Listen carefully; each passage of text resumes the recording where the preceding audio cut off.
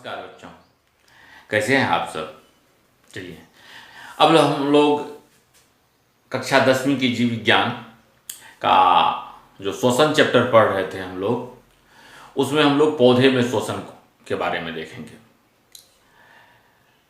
पौधे के प्रत्येक भाग के द्वारा जो है श्वसन की क्रिया होती है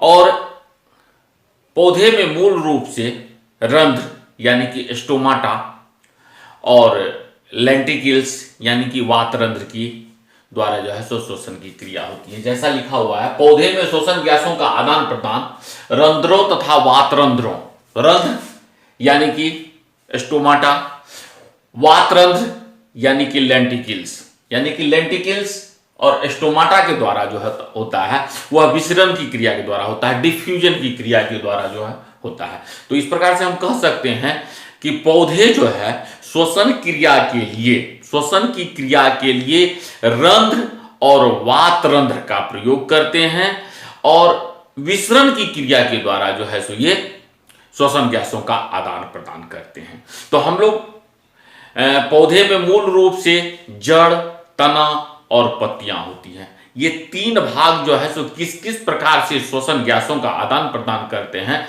हम लोग उसको देखते हैं। तो सबसे पहले हम लोग चलते हैं जड़ के पास में। पौधे की जड़ जो है सो जमीन के नीचे होती है और वह जो है सो मिट्टी से ढके हुए होते हैं। और आप जब देखिएगा तो उनके जड़ सबसे पहले निकले होते हैं, मूसला जड़ होते हैं, उससे फिर रूट से निकले होते हैं और उससे भी महीन महीन जो है सो रेशे के समान जो है सो रूट निकले होते हैं। उसको कहा जाता है मूल रोम। ये मूल रोम जो है सो वह मिट्टी के कणों के द्वारा जो है सो चारों ओर से ढके हुए होते हैं। उन मिट्टी के कणों में जल के अलावा ऑक्सीजन भी होता है। तो ये मूल रोम मिट्टी के कण से ऑक्सीजन को ग्रहण करते हैं और इस प्रकार से जो है सो श्वसन गैसों का आदान प्रदान करते हैं। जैसा कि देख भी रहे हैं, लिखे हैं कि पौधे की जड़ों के मूल रोम यानी कि पौधे की जड़ में जो मूल रोम होता है वह जो है सो मिट्टी के कणों से, क्योंकि वह जमीन के नीचे होता है, वहां पर मिट्टी के कण है और उसके अंदर जो पोर्स होते हैं, मिट्टी के कणों के अंदर जो पोर्स होते हैं वहां पर जो ऑक्सीजन मौजूद होता है वहां से ये श्वसन गैसों का आदान प्रदान करते हैं। तो इस प्रकार से हम देख रहे हैं कि पौधे की जड़ें जो होती है वह मूल रोम के सहारे मिट्टी के कणों से श्वसन गैसों का आदान प्रदान करता है। नेक्स्ट आता है हमारा तना। तना किस प्रकार से श्वसन गैसों का आदान प्रदान करता है?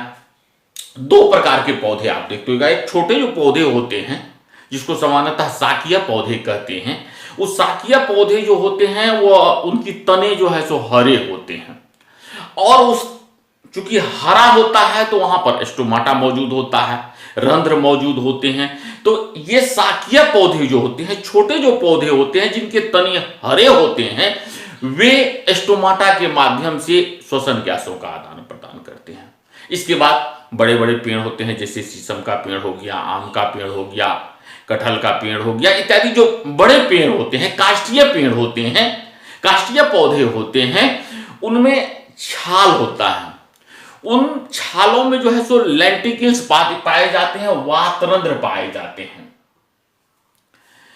ये महीन महीन जो है सो छिद्र के समान जो है वातरंध्र पाए जाते हैं। इन वातरंध्रों के सहारे जो है सो श्वसन गैसों का आदान प्रदान करते हैं। तो इस प्रकार से हम देख रहे हैं कि छोटे पौधे जो होते हैं उनके तने जो होते हैं वह हरे होते हैं, वहां पर स्टोमाटा मौजूद होता है, उसके सहारे जो है श्वसन गैसों का आदान प्रदान करते हैं। और बड़े पौधे जो होते हैं, जो काष्ठीय पौधे होते हैं, उसमें जो है सो लेंटिकल्स होता है, वातरंध्र होता है, उस वातरंध्र के सहारे जो है सो श्वसन गैसों का आदान प्रदान करता है।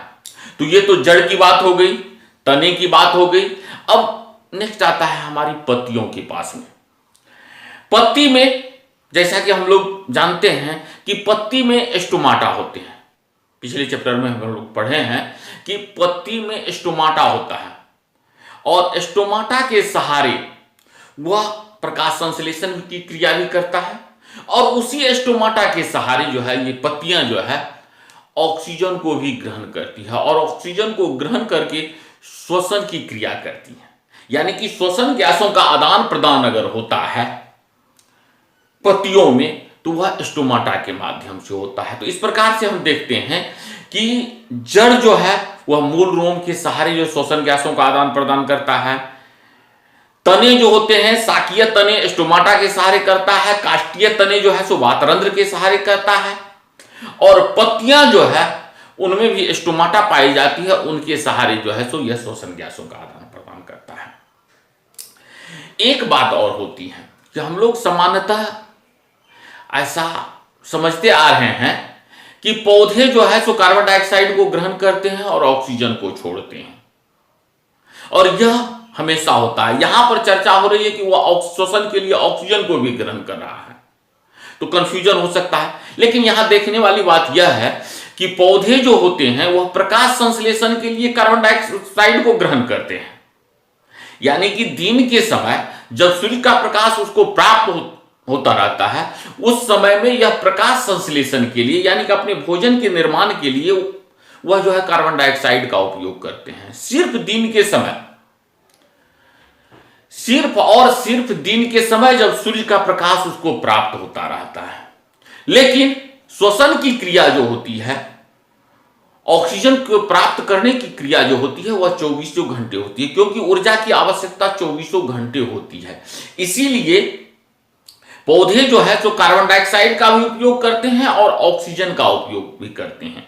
लेकिन ऑक्सीजन का उपयोग वह बहुत कम करता है, क्योंकि ऑक्सीजन का उपयोग कहां आवश्यकता होगी? ऊर्जा के लिए, और पौधे को ऊर्जा की बहुत ही कम आवश्यकता होती है। जब बहुत कम आवश्यकता होगी तो वह बहुत कम जो है सो ऑक्सीजन को ग्रहण करेगा। इसीलिए पौधे प्रकाश संश्लेषण के लिए कार्बन डाइऑक्साइड ग्रहण करते हैं, जबकि श्वसन के लिए जो है सो ऑक्सीजन गैस का उपयोग करते हैं। यहां पर देख रहे हैं कि पत्तियां 24 घंटे श्वसन करती है, जबकि प्रकाश संश्लेषण की क्रिया जो है सो सिर्फ और सिर्फ दिन के समय ही होती है। तो इस प्रकार से हम लोग देखें कि किस प्रकार से पौधे में श्वसन की क्रिया होती है। अब हम लोग देखेंगे कि जंतु में कैसे किस किस प्रकार से श्वसन होता है। चूंकि जंतु भिन्न भिन्न प्रकार के हैं, छोटे जंतु भी हैं, बड़े जंतु भी हैं, तो प्रत्येक में एक ही तरीके से श्वसन नहीं होता है। सबके लिए श्वसन के अलग अलग तरीके हैं। जैसे अगर हम देखें कि एक छोटा एक कोशिकीय जंतु जैसे अमीबा या पैरामीशियम, तो अमीबा अथवा पैरामीशियम में श्वसन की प्रक्रिया जो होती है उसके कोशिका झिल्ली, जिसको कूटपाद कहा जाता है, ये अमीबा है। तो इस अमीबा में श्वसन गैसों का आदान प्रदान जो होता है, यह जो उसकी कूटपाद होते हैं, इस कूटपाद के सहारे ही होता है। चूंकि यह एक प्रकार की कोशिका झिल्ली है जिसको कूटपाद कहा जाता है, तो ऑक्सीजन को ग्रहण करता है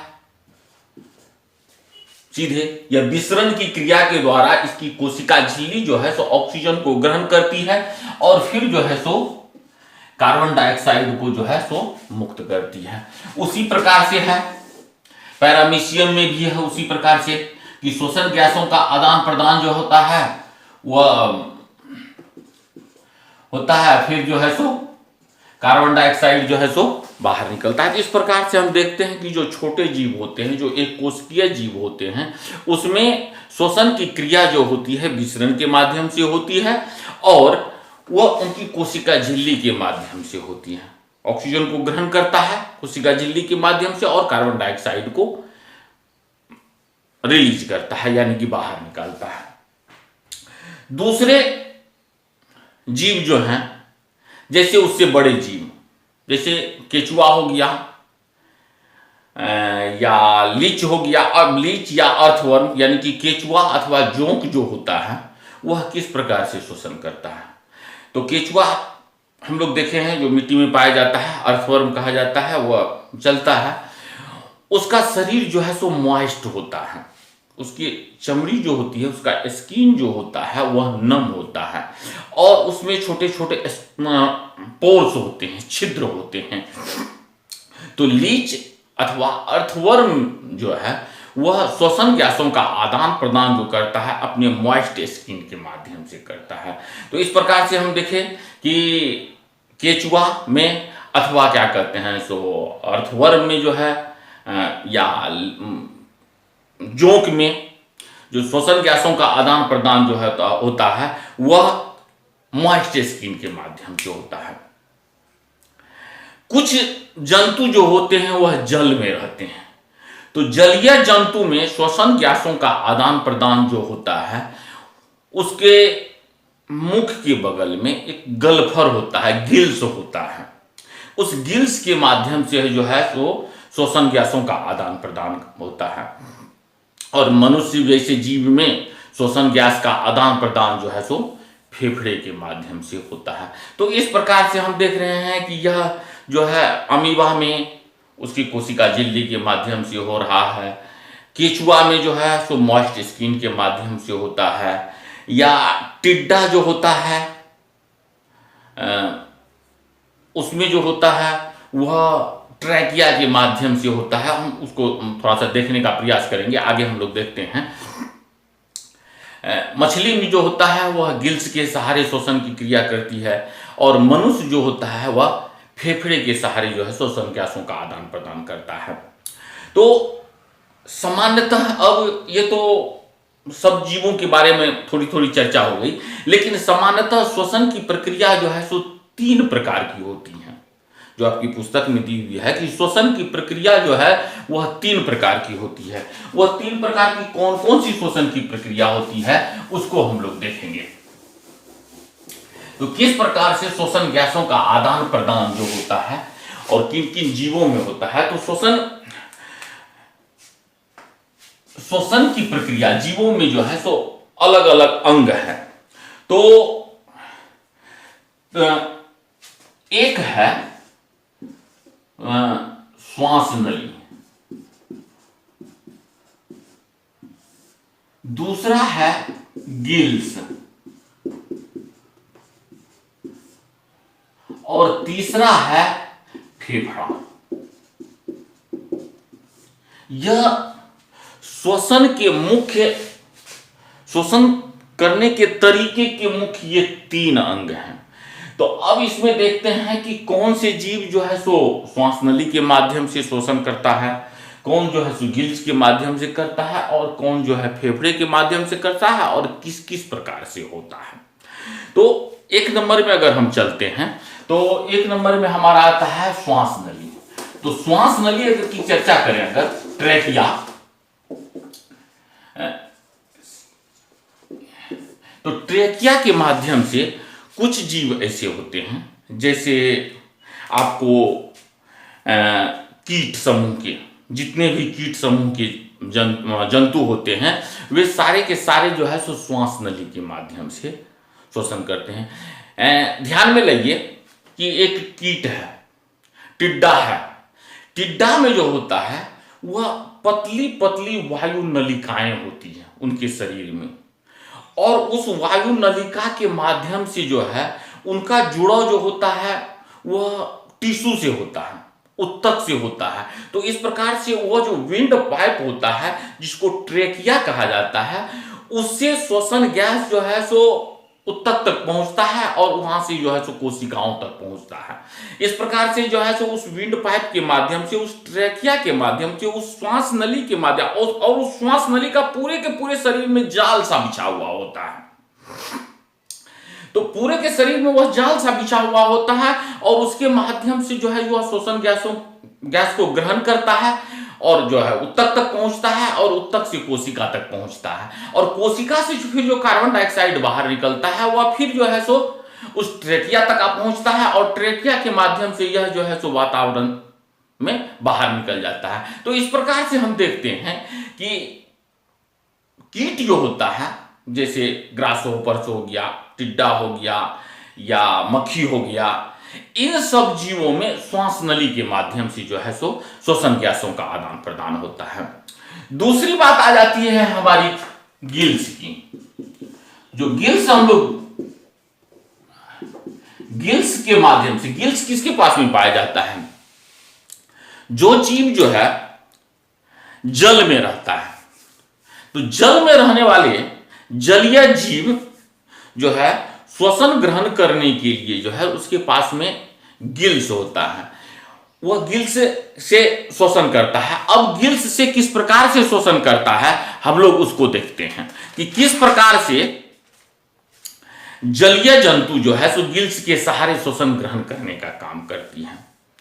तो जलीय जंतु में सामान्यतः हम लोग मछली को लेते हैं। तो मछली को हम देखते हैं कि मछली जो है सो चूंकि जल में रहती है और जल में जो है वह ऑक्सीजन घुले हुए होते हैं, तो जल में घुले हुए ऑक्सीजन को, घुलित ऑक्सीजन को मुख के सहारे जो है वह मछली जो है सो ग्रहण करती है। और उसको दोनों किनारे पर देखिएगा कि जबड़ा होता है, उसको कहा जाता है गिल्स, और उसमें पट्टिका होती है जिसको गिल्स पट्टिका कहते हैं। तो इस प्रकार से हम देखते हैं कि मुख के सहारे जल में घुलित ऑक्सीजन को वह ग्रहण करता है, यानी कि जल समेत ऑक्सीजन को वह ग्रहण करता है। फिर जो है सो उस पट्टिका से होकर के वह जल जो है सो बाहर की ओर छोड़ा जाता है। जल अंदर ग्रहण नहीं करता है, उस मुख के सहारे वह जल को ग्रहण करता है और गिल्स पट्टिका दोनों तरफ जो होता है उसके सहारे जो है सो वह जल को बाहर छोड़ता है। तो गिल्स पट्टिका में जो है सो एक विशेष प्रकार की संरचना होती है जिसके माध्यम से यह गिल्स पट्टिका जो है ऑक्सीजन जो घुले हुए होते हैं जल में उसको अवशोषित कर लेता है, यानी कि जल में जो ऑक्सीजन होता है उसको वह अवशोषित करके शरीर के अंदर ग्रहण कर लेता है और जल जो है सो वह बाहर छोड़ देती है। तो इस प्रकार से जलीय जीव में होता क्या है कि मुख के सहारे जल को ग्रहण किया, गिल्स पट्टिका से होकर के वह गुजरता है और ऑक्सीजन जो है सो गिल्स पट्टिका के द्वारा जो है सो ग्रहण कर लिया जाता है। ऑक्सीजन जो है सो उसके शरीर में प्रवेश कर जाता है और शरीर में फिर जो है सो कोशिका तक पहुंचता है। कोशिका के पास से फिर जो है कार्बन डाइऑक्साइड रिलीज होता है और रिलीज होने के बाद जो है सो यह मुख के सहारे जो है सो बाहर निकल जाता है। आप देखते हैं कि जब मछली पकड़ने वाले को जहां बुलबुला निकलता है वहां पर समझ जाता है कि वहां पर जो है सो कोई न कोई मछली है, यानी कि वह कार्बन डाइऑक्साइड को छोड़ रहा है। जल ऑक्सीजन को तो ग्रहण कर रहा है, जल में घुलित ऑक्सीजन को ग्रहण कर रहा है, लेकिन कार्बन डाइऑक्साइड जैसे ही निकलता है तो बुलबुला के रूप में बाहर निकल आता है। तो इस प्रकार से यह, इसका मतलब यह कन्फर्म है कि वह जो है ऑक्सीजन जो जिसको ग्रहण कर रहा है, इसके बाद कार्बन डाइऑक्साइड जो छोड़ रहा है वह बुलबुला के माध्यम से बाहर निकल रहा है। यानी कि जलीय जंतु जो है मूल रूप से मछलियां जो है वह गिल्स के सहारे जो है सो श्वसन गैसों का आदान प्रदान करती है। नेक्स्ट आता है हमारा श्वास नली, सॉरी फेफड़ा। तीसरा आता है फेफड़ा।